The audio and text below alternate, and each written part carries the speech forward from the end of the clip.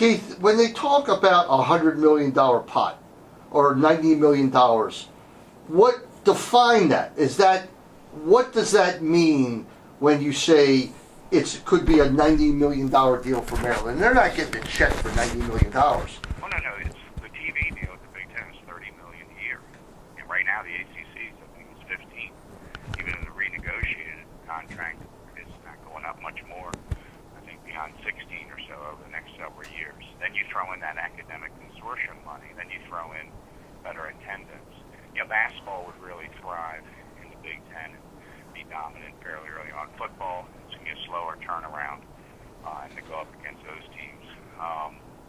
Somebody told me from Penn State that said that they could probably sell out the stadium themselves. Yeah, and you'll have a natural rival. Maryland will with Penn State. And if the Big Ten does that, Maryland, who would be next? Rutgers, presumably, to add the whole New York media corridor and all that.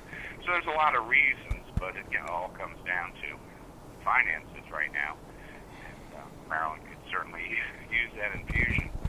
So it's an ongoing developing thing, but what I'm simply saying is in the past, it's all been just rumor. This one has traction. There are things happening out there that led me to believe it's on the onward and upward pace right now. Now let's just see if it closes out that way. So there's a lot of reasons to do it. Other than the fact that we've been in the ACC since 1958, what are the other reasons for this deal not to happen? Well, the traditionalists won't like it. Men's lacrosse. There's one Big Ten lacrosse team right now. Michigan, Ohio State. There's Notre Ohio State. Yeah. And then obviously travel for all the non-revenue sports would be problematic. The traditionalists who love the Maryland, Carolina, and Maryland Duke games. Recruiting will certainly have to be nuanced and changed. Maryland now will probably not be able to go into Florida and Georgia as primary areas to get kids. You're going to be able to get local kids still, and then more up north and towards Midwest. Then you're able to dip way down to the deep south and get kids as much. Sure, you'll get some, but your recruiting footprint will change a little bit. And the travel. Whereas now Maryland fans can drive to a lot of the away games. That's not going to really happen beyond maybe a game or so. So, there's a lot of compelling reasons for, but it's just a sign of the times. It's conference super realignments, likely just going to be 3 superpower conferences, eat or be eaten, all those different mantras and whatnot out there right now. But the fundamental thing, Maryland athletics is still somewhat $70 or $80 million in debt, and attendance and other football or basketball is not turning things around. And the new ACC TV deal is very average at best.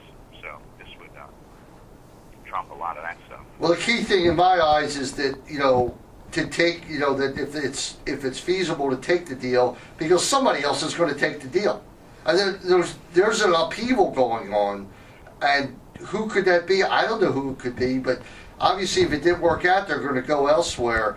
And the fact they want to come to us, there's the other thing, the Big Ten network is such a factor. The fact that the ACC doesn't have its own network, that even it's so nothing compared to the Big Ten network. You can't even talk about them in the same breath. Yeah, clearly adding men's basketball to that, they need content. But it's Florida State, Clemson, Miami, Virginia Tech. Are they all going to stick around the ACC forever? Or are they going to be poached by the SEC? And will the ACC ultimately turn into another Big East? So, you might want to get yours while you can before things further combust. Now, everything I understand is that $50 million exit fee did go in effect right away. So that's another hurdle. $50 million exit fee to leave the ACC, but I'm sure if Maryland is going forward and pursuing this, they must have some strategy towards that.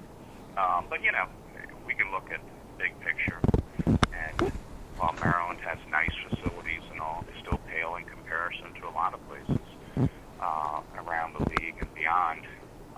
Football team has an indoor practice facility, still need more staff and other practice fields and whatnot. So, this cash infusion would be huge to help them become more right? Now, I understood that, I'm hearing 20 million, but you're saying it's definitely $50 million? The exit fee, yeah, that they voted on when Notre Dame came in, I heard. That Maryland fought. Yeah, two schools were against that. Maryland was one of them. They considered it punitive. But that, from what I understand, was enacted right away. Yeah, but the deal doesn't seem to make sense then, if with a $50 million extra. Now that somebody's coming in with a big check, and Maryland's not having to worry about it, or now that the Big Ten's going to cover half of it, get a loan for the rest of it. When you consider over 3 years, Maryland could make $90 million just on the athletic side in a Big Ten package, plus the other academic consortium money, plus better attendance and whatnot. So, it's just, it's the new normal or whatever you want to call it. All right, well, Terrapin, athletic landscape. TerrapinTimes.com will keep everybody up to date. You can subscribe to it or just read the front page and get the basic news, but...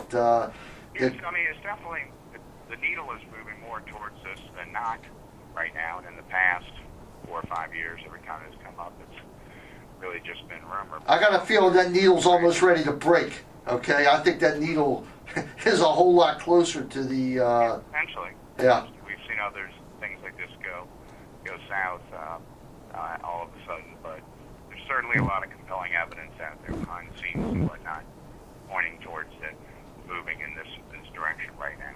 All right, Keith, we'll see you at the game today, and thanks. Gentlemen, take care. Have a great weekend. Thanks a lot for calling in, buddy.